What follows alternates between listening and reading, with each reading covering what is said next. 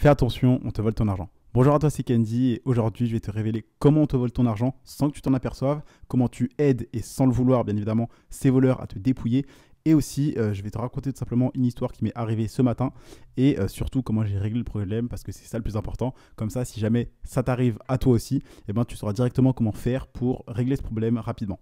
Alors je vais tout simplement te parler des banques centrales parce que tu le sais, les banques centrales, donc type BCE, donc la Banque Centrale Européenne, toutes ces grosses banques, en fait, elles impriment des billets. Et donc, plus elles impriment des billets, donc plus il y en a en quantité, moins ça a de valeur. Parce que plus il y a quelque chose qui est en quantité, moins ça a de valeur parce que c'est moins rare, d'accord? Donc ça a moins de valeur.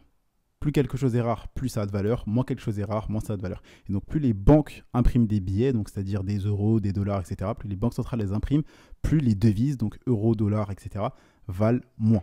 D'accord. Et donc, ça, ensuite, ça cause ce que j'ai déjà parlé, donc la hausse des prix.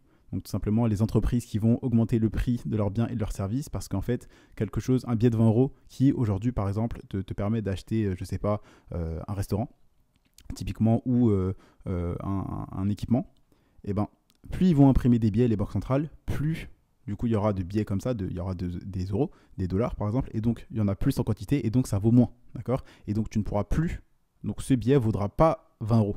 Mais ce qu'on ne peut pas faire, c'est prendre un stylo, rayer le 20 euros et mettre par exemple 19,50 €, tu vois, ou 17 euros. Et bien, justement, pour rééquilibrer ça, les entreprises, elles vont augmenter le prix de leurs biens et de leurs services pour rééquilibrer la balance. Et donc, c'est ce qui fait que les gens disent, oui, les courses augmentent, on perd du pouvoir d'achat, etc. Et tout ça, ça s'appelle l'inflation.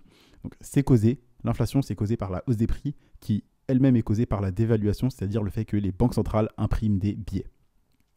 Et donc, tu l'as compris, ça veut dire que ça ne sert à rien d'épargner ton argent dans ton livret A. Parce que, en fait, ton argent, il perd de sa valeur avec le temps. Donc, il vaut mieux que tu te serves de cet argent qui, tu l'as compris, suit une courbe descendante. Donc, ça veut dire qu'il perd peu à peu de sa valeur pour que tu puisses acquérir des actifs qui, eux, vont prendre de la valeur avec le temps. Donc des actifs, c'est des choses qui vont mettre de l'argent dans ta poche. Typiquement, investir dans les crypto-monnaies, lancer ton premier business en ligne, investir sur toi-même en te formant, mais aussi à l'immobilier, la bourse, d'accord? Et donc, mais bien évidemment, ça je t'en ai déjà parlé hier, l'immobilier et la bourse, c'est pas pour tout de suite. Le mieux, c'est que tu commences à devenir libre financièrement avec le business en ligne et les crypto-monnaies et toi-même, bien sûr, en te formant, en développant des compétences. Et ensuite, tu investis en crypto, tu investis dans l'immobilier, pardon, et tu investis dans la bourse. Et donc, en fait, l'argent, il suit une courbe descendante. Donc, mieux vaut que tu prennes l'argent que tu as, que tu commences à l'investir dans des choses qui vont prendre de la valeur et eux qui suivent une courbe ascendante plutôt que laisser ton argent sur ton livret A et au final, avec l'inflation qui est à peu près de 3% par an, tous les ans, tu perds 3%, tu perds 3%, tu perds 3% et donc tu ne pourras plus acheter ce que ton portefeuille te permettait il y a un an parce que tu perds de la valeur. Donc, pendant que ton argent est encore là, commence à l'investir dans des choses qui vont en prendre de la valeur avec le temps. Et donc maintenant que tu as compris ça, c'est super important que tu le comprennes, donc j'espère que tu l'as vraiment compris. N'hésite pas à réécouter le podcast si tu n'as pas trop compris, parce que l'inflation, tes professeurs font en sorte que ça soit hyper compliqué, mais c'est super simple. Tu as juste les banques qui impriment des billets, donc plus il y en a, moins ça vaut. Et donc ensuite, les entreprises augmentent le prix de leurs biens et de leurs services, ce qui fait que ça crée de l'inflation. Et donc pour contrer ça, toi ce que tu as à faire, c'est tout simplement à investir et avoir minimum 3% de rendement pour équilibrer. Et si tu as plus, là tu l'as compris, tu gagnes de l'argent. Donc commence à investir dans les crypto-monnaies, lancer ton business pour justement devenir libre financièrement et quitter ton travail que tu détestes sûrement, je pense. Et si tu aimes ton travail, c'est cool, tu peux lancer un business à côté et en vivre, hein, tu peux faire les deux, ne t'en fais pas. Et commence à investir sur toi-même, donc dans des livres, dans des formations pour tout simplement développer ces compétences qui vont te permettre d'être un meilleur investisseur et un meilleur entrepreneur. Et donc, je vais te raconter tout simplement l'histoire qui m'est arrivée ce matin. Donc, tu l'as peut-être vu dans mes stories ou sur le canal privé. Donc, je t'invite à cliquer sur les liens qui sont dans la description de ce podcast pour y accéder. Mais tout simplement, ma banque, une de mes banques surtout, m'a bloqué. Elle a bloqué mon argent, elle a bloqué l'accès à mon compte. Mon compte a littéralement été supprimé, d'accord? Et donc, en fait, ce matin, je t'explique, moi, tous les matins, je regarde mes comptes en banque, parce que je trouve que c'est normal de regarder ses comptes en banque quand tu es un entrepreneur, un investisseur, de regarder l'état de tes comptes financiers. Et donc, je me connecte sur ce compte Boursorama et je vois seulement 200 euros. Ça sent que j'ai 800 euros à peu près, enfin j'ai 900 euros à peu près, du coup sur ce compte de secours. D'accord, c'est vraiment un compte de secours, c'est pas un compte que j'utilise du tout, mais ça fait partie de mes comptes, donc je les regarde. Et je comprends pas, parce que de base, j'ai 200 euros investis dans un PEA. Donc si tu veux savoir, en mars 2020, j'avais investi en bourse parce que je ne connaissais pas tout ce que je t'ai appris par exemple dans l'épisode d'hier.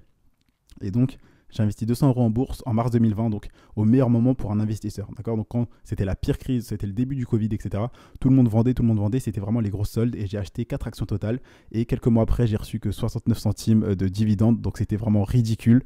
Et donc j'ai arrêté d'investir en bourse. Et donc sur ce PEA, j'ai 200 euros, pardon, et 220 et quelques si tu préfères. Et donc j'ai le compte en banque où j'ai à peu près 600 et quelques euros au cas où, d'accord?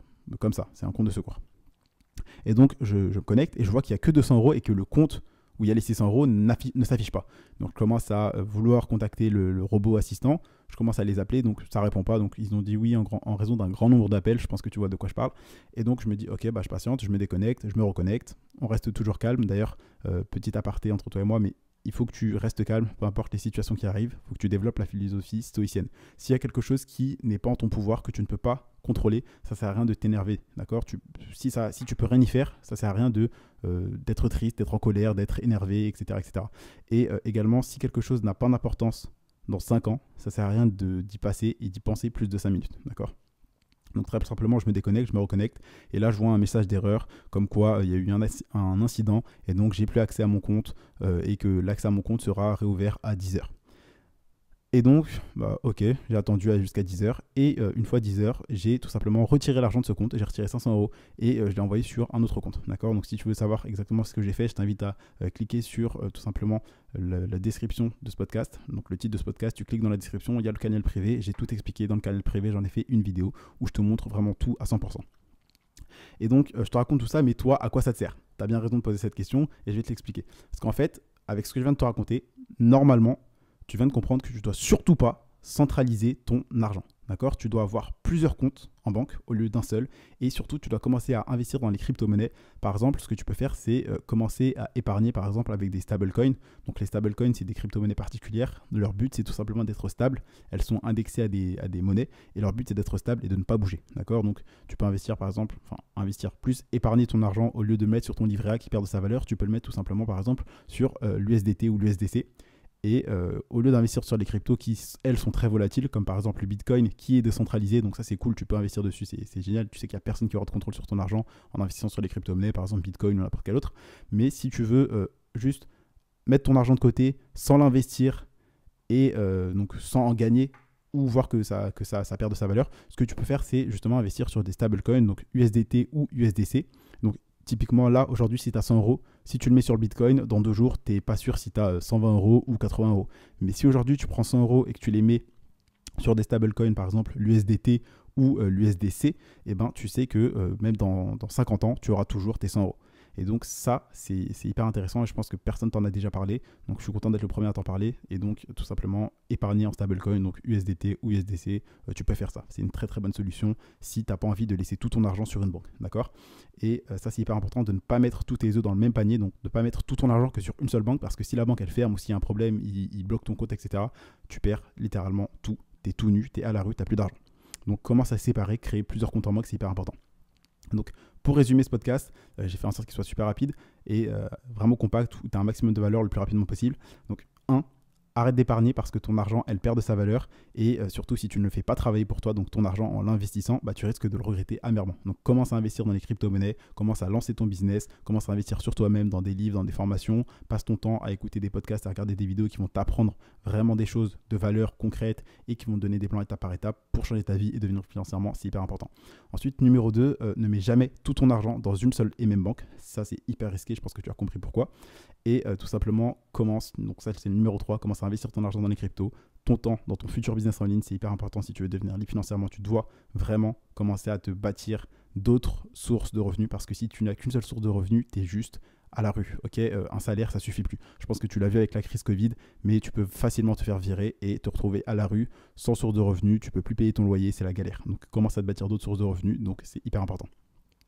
Et donc, très simplement, investis ton argent dans les cryptos, investis ton temps et ton argent sur ton futur business en ligne et fais la même chose sur toi-même pour devenir libre financièrement. Je te l'ai déjà dit, mais forme-toi, c'est hyper important.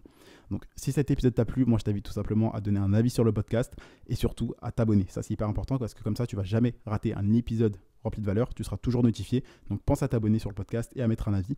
Et également, comme je te l'ai dit tout à l'heure, va jeter un œil tout simplement sur les liens qui sont dans les descriptions de cet épisode. Comme ça, tu seras au courant de tout à 100%. Et surtout, n'hésite pas à écouter l'épisode précédent du podcast où je t'ai vraiment tout révélé. Et bien évidemment, ça c'est hyper important parce que je te le dis, mais il faut vraiment que tu le comprennes et que tu le fasses, c'est de passer à l'action, d'accord? Vraiment, là je compte sur toi, j'espère que tu as pris des notes, je compte sur toi pour avoir pris ces notes surtout, et pour mettre en place tout ce que je viens de t'expliquer, d'accord? Ça sert à rien de l'écouter, dire ah ok c'est cool, l'information elle rentre dans une oreille, elle ressort par l'autre et tu retournes jouer à la play. Non, c'est hyper important que tu appliques. Si tu veux changer ta vie, tu dois appliquer des choses différentes si tu veux avoir une vie différente. Et bien évidemment, garde à l'esprit que l'important c'est pas ce que nous savons, mais c'est ce que nous faisons avec ce que nous savons.